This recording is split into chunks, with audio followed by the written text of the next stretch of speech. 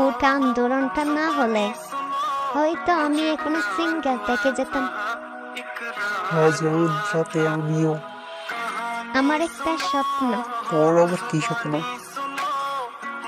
কেন আমার বুঝি স্বপ্ন থাকতে পারে না? পারবে না কেন? কি স্বপ্ন তোর বল, আমি পূরণ করব। আইসে স্বপ্ন পূরণ করতে। এত কথা বলো কেন? স্বপ্নটা কি? আমি একদিন মিছিলে যাব, তারপরে? তারপরে সুন্দর একটা ছেলেকে পটাবো, তার সাথে প্রেম করবো। তোর এত সাহস কোথায় থেকে আসে? সাহসের কি আছে, প্রেমটা শুরু করে। আমি কি তোর সাথে এমনি এমনি বন্ধুত্ব করছি নাকি? মানে কি? দেখ, আমি সহজ সরল একজন মানুষ, তাই সোজাভাবে বলছি, আমি তোমাকে ভালোবাসি।